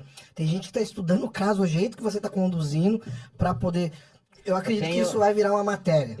Eu tenho um grupo, quer dizer, tenho um grupo de Campinas, de uma faculdade de Direito, entraram em contato comigo e eles estão querendo fazer um simpósio falando especificamente desse caso. Então eu tô conversando em um grupo que tem, eu contei hoje, tinha 82 pessoas, 82 alunos. Eles querem fazer um simpósio para falar especificamente desse caso. Eu não tenho dúvida nenhuma que esse caso vai virar simpósio, vai virar objeto de estudo, vai virar filme, vai virar livro. Inclusive, uma informação aqui em primeira mão que eu vou dar para você. Eu vou conversar com a família nos próximos dias. Eu tenho a intenção, depois do desfecho desse caso, de que a família me dê autorização. E eu tenho a intenção de escrever um livro sobre esse caso. Vou pedir, não comentei isso com ninguém, não falei para absolutamente ninguém. Estou falando aqui agora em primeira mão. Não sei se alguém da família deles está aqui, mas tudo faço com a anuência deles. Então eu vou, é uma forma de, não quero, vou fazer com recurso próprio, que fique bem claro, porque de repente daqui a pouco o pessoal começa a falar. E eu não tenho muita, como é que eu falo? Esse timbre de ficar explicando aquelas coisas que eu falo e que eu faço. Mas acho que é bom só para mim dar um esclarecimento, que não sei se tem alguém da família aqui, meu objetivo não é nenhum fim lucrativo, tá? É fazer com o meu conhecimento, com tudo aquilo que foi apurado, a tiragem, a impressão, tudo fica por minha conta, eu vou custear e esse livro vendido, todo o dinheiro arrecadado vai ser em prol da família para eles usarem da maneira que quiserem. Muito bem. Ô, doutor, eu vi alguma coisa aqui para trás, aqui uma pergunta aqui, só que eu perdi aqui, porque ela vai sumir. O senhor tem algum trabalho de apoio de mulheres vulneráveis? Alguém perguntou aqui, era legal responder. Eu tenho em Campinas um projeto que atende mulheres que são vítimas de violência doméstica. Olha só. Nós estamos agora no mês de abril, 8 meses que eu tenho esse projeto lá. Projeto próprio meu, não tem filiação partidária, não tem vinculação com TV, não tem absolutamente nada. Eu tenho um local em Campinas, onde toda segunda-feira das 10 ao meio-dia, eu tenho um profissional lá, às vezes eu também estou lá, tem um atendimento presencial, 100% gratuito, para essas mulheres que são vítimas de violência doméstica. Toda a demanda dessas mulheres, toda a demanda desse atendimento, desse projeto, é tudo incorporado no meu escritório. Você tem diversos níveis. Você tem a mulher que quer fazer um boletim de ocorrência e ela não sabe como fazer. E aí a gente faz a condução dessa mulher na delegacia. Você tem a mulher que já tem uma medida protetiva e essa medida protetiva está sendo descumprida e ela tem um vasto material do descumprimento. Então a gente pega esse material, se habilita na medida protetiva e informa para o juiz que a medida protetiva está sendo descumprida. Tem mulher que já tem um processo rolando na lesão corporal ou até numa tentativa de feminicídio. E em tal data vai ter o júri popular do cara, onde o cara vai ser julgado. A gente faz a habilitação e entra como assistente de acusação desse processo. Então, a gente fala que é desde o início ao fim, porque o início é quando a mulher é agredida e não tem nenhuma orientação a respeito do que fazer. A gente dá essa orientação. E no final é quando já está na fase de processo, o cara já, de repente, vai para júri popular, ou já tem uma audiência onde ele vai ser julgado, a gente faz esse acompanhamento. E esse atendimento... Faço sempre questão de dizer assim, o objetivo nosso lá não é acabar com o casamento de ninguém. Nosso objetivo lá é levar informação e dar uma assistência para essa mulher, porque às vezes, o Pedro, Ailton e Mota, quando a gente fala em violência doméstica, o povo acha que de repente é só quando a mulher toma uma pancada. Você tem diversos tipos de violência doméstica. Você tem a violência patrimonial, você tem a violência sexual, você tem a violência emocional, você tem a gestacional, você tem diversos tipos. Então o nosso objetivo lá primeiramente é dar essas informações. Eu dou muita palestra em relação à Lei Maria da Penha, porque para que as mulheres identifiquem, porque às vezes eu ouço histórias, por exemplo, mas ele me bate, mas é só quando bebe, tá? Mas e assim, ele me bate, mas em casa não falta nada.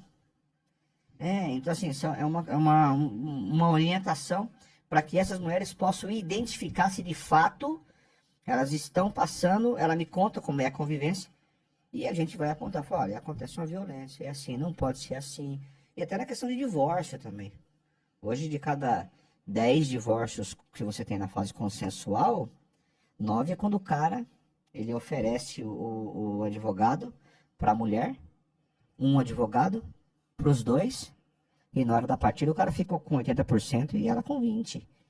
Entendeu? Ah, mas olha, ele colocou uma condição para mim que eu fico com os 2 filhos, mas ele fica com a maior parte do patrimônio. Não, sabe? Então são essas dúvidas que a gente consegue gerir lá e dar esse tipo de informação. Então é um projeto bem legal. Depois eu vou passar para o Mota aí para vocês um atendimento, um telefone de WhatsApp que é para elas entrarem em contato. Não é para atendimento. O telefone de WhatsApp é somente para informações, para a gente orientar quais documentos essas mulheres precisam levar no dia do atendimento. Bom, é isso aí. A gente está chegando bem pertinho do final. A gente tem 7 minutos ainda, né, para a gente poder completar aqui, pelo menos aqui no YouTube. E quero agradecer muito. Vou deixar vocês falarem à vontade aí. Mais alguma pergunta, Pedro, Ailton? Eu quero só fazer uma observação aí. Sim, senhor. Para o doutor, no episódio 1, que ele esteve aqui, né, que já é a segunda participação. Aliás, muito obrigado. O senhor comentou da dificuldade de passar nas provas da OAB e esses casos que têm repercutido, já fica a dica aí para os nossos alunos, cursistas aí que vão prestar a prova da OAB, que esses casos com certeza serão cobrados, tanto na prova de ética, quanto na prova de penal. Hoje dia 17, é isso? 17 de abril? Dia 27 é a prova da primeira fase da OAB. Então, Né? Eu sempre falo, é uma prova que é necessário passar, não tem jeito, vai ter que enfrentar. Eu faço questão de falar, eu fiquei 5 anos para passar nessa prova, fiz 17 provas. Para a segunda fase eu fui 3 vezes. Então, e assim, eu lembro claramente que ao longo de 5 anos, esses casos de grande repercussão, vinha uma pergunta mais ou menos do tipo, aí você pensa o seguinte, cara, certeza que esse cara tá falando, e às vezes vem até no nome. Chegou a minha questão, e não se surpreende se de repente numa segunda fase, numa prova de penal, lá, Vitória estava tal. a prova de ética deve cobrar aí acerca se o advogado envolvido nesse caso emblemático dos 2 últimos dias aí, se ele deveria ser cassado ou não, circunstâncias nesse sentido, sobre o estatuto, né, da advocacia. Então serão muitas perguntas nesse sentido que serão aproveitadas, e o cara que quer passar, ele tem que estar ligado nesses acontecimentos. Às vezes você não acompanha um caso só por curiosidade, acompanha porque você vai aprender Por conhecimento. com ele, né? Vai aprender com ele, vai acompanhar o desfecho, as teses de defesa, né? Não basta só acusar, né? Tem que apresentar provas, e a defesa cabe o quê? Apresentar elementos que levem à convicção para que aquela pessoa não seja condenada. Exatamente. Bom, vamos para as considerações finais. Eu já passo essa palavra o Dr. Fábio vai ficar por último, porque o pessoal do Instagram dele já está ali acompanhando lá. Ao nosso querido Sargento Pedro, um grande amigo meu, muito obrigado, viu, Dr. Pedro, por nos atender. Maçante, a sua audiência é maravilhosa. O pessoal, eu quero agradecer todo o pessoal da Tropa de Choque, o pessoal do Choque, o pessoal da Rota, o pessoal também da Polícia Militar, o pessoal do Hospital Militar, que também nos acompanhou. Muito obrigado, cara, incrível. A sua audiência é fora do sério, cara. Muito obrigado mesmo, um abraço para vocês, toda a equipe do Rufino, que tá aí do nosso grupo. Muito obrigado, Deus abençoe vocês, beleza? Pedro, considerações finais, depois Ailton e considerações doutor... finais, eu vou usar uma fala que eu sempre falo e vou desenhar, mas vai ser muito rápido, no máximo 1 minuto.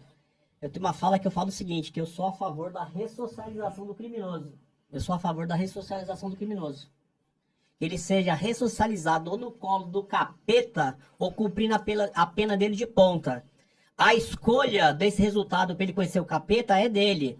Tá? E outra coisa, tem pessoas que falam assim, você não deve falar isso não, que fulano foi recuperado. Você rodou mais de uma vez, é a prova que o sistema não recupera. Mas a culpa é sua? Não, a culpa é do sistema penitenciário nosso.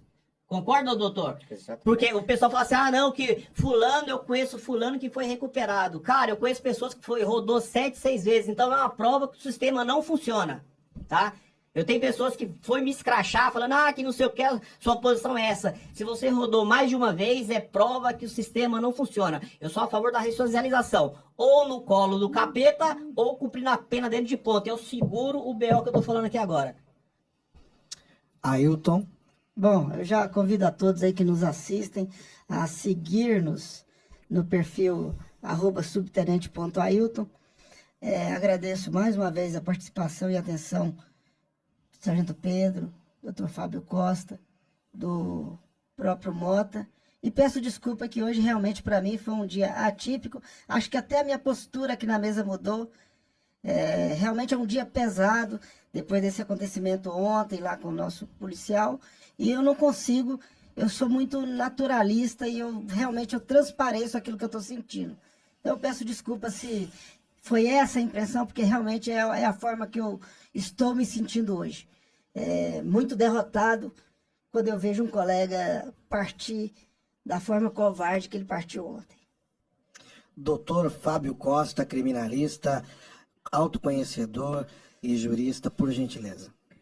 Cara, minhas considerações finais, primeiramente agradecer mais uma vez, né? O espaço para mim é importante estar aqui falando desse caso, né? Principalmente na presença do Ailton, do Pedro, pessoas que estão aí na linha de frente do crime, de fato, de verdade, né? Então, minhas considerações finais não só esse agradecimento, e que fica, né, um alerta para toda a população. Mais uma vez eu vou falar que esse caso dessa mina sirva de alerta, né, para que a autoridade policial local, não só de Cajamar, de todas as cidades, isso falo no geral, né, para que olhe um pouco mais para a população de uma forma melhor, de uma forma mais carinhosa, de uma forma mais acolhedora, né? Então, eu acho que em algumas situações, com pouca coisa, esse caso da Vitória, de repente, não viria à tona, né, se tivesse um pouco mais a participação. Não estou aqui culpando a prefeitura e a administração pública, mas eu acho que sempre cabe um pouco mais.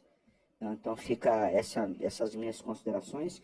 Em relação a esse caso, é um caso muito triste. Eu tô de fato cansado, né? Daqui 10 dias nós completamos aí 2 meses desse caso, onde eu falo praticamente todos os dias desse caso. E eu faço questão de, para finalizar aqui, reafirmar um compromisso que eu fiz com a família dessa menina. E que eu falei para eles que nós iríamos juntos até o final. E assim, eles sabem que eu tô com eles e nós vamos. O resultado não depende da gente, a condenação desse rapaz não depende da gente, a condenação dos executores não depende da gente, mas o que eles podem ter certeza absoluta que eles têm o meu empenho e que nós vamos junto até o fim. Só para o pessoal falando lá que a Vitória possivelmente seria do crime organizado, né? A pergunta, eu não acredito que ela fosse, mas a pergunta faz para essa pessoa que falou isso aí. Se ela fosse sua irmã, se fosse seu filho. E se ela, entendeu? E se ela fosse do crime organizado? Não justifica. E se ela fosse qualquer coisa? E se ela fosse qualquer adjetivo pejorativo que você quiser colocar aqui, nessa merda do Instagram aqui, o que justifica fazer isso com a menina? O que justifica? Então, assim, é uma questão que você não pode nem suscitar, é uma coisa que você não pode nem falar. É de um mau caratismo, sabe? É você querer dar abertura para, tipo assim, então se for, vale. Se for, pode. E aí assim, para encerrar, eu vou deixar a pergunta que o Pedro falou. E se fosse sua irmã? E se fosse alguém da sua família? Aí agora quem mandou, que responda aqui. Se fosse um ente da sua família, merecia isso? Fica aí a pergunta, eu quero a resposta. Cara, o povo tá comovido aqui e eu vou te falar um negócio.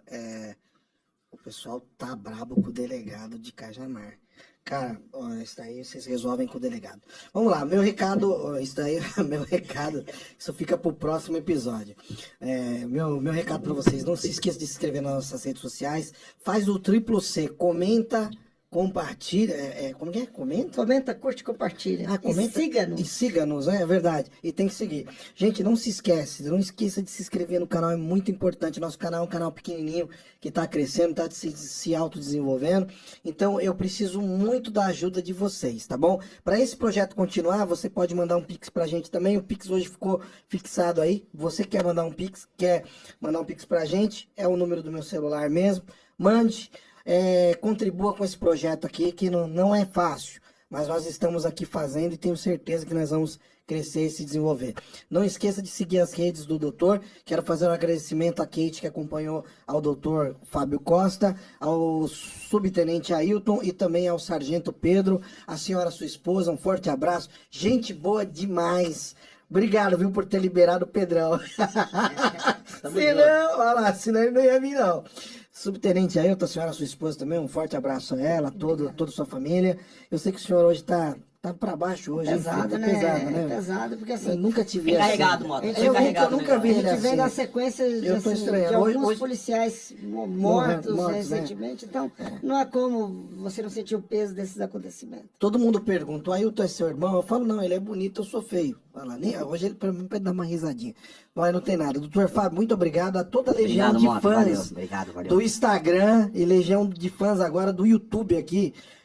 Doutor Fábio tem canal no YouTube? Não, no YouTube não. Tem que ter. Só o Instagram, só. Cara, assim, Só o Instagram é não suficiente. tá dando senhor. conta Não tá. de olhar tudo aqui. Coloca a Kate.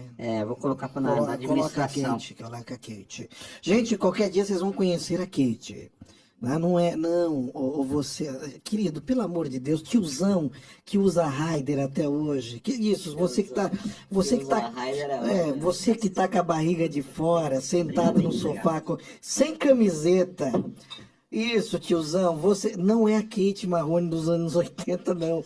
É uma jovem aparentando ter 18 aninhos. Meu Deus do céu, mas olha, brincadeiras, Kate, obrigado, viu?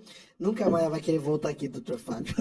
Tchau, obrigado. Sim, na operação, o nosso querido Victor hoje deu tudo certo, né, Victor? Não teve ruído, começou o podcast na hora.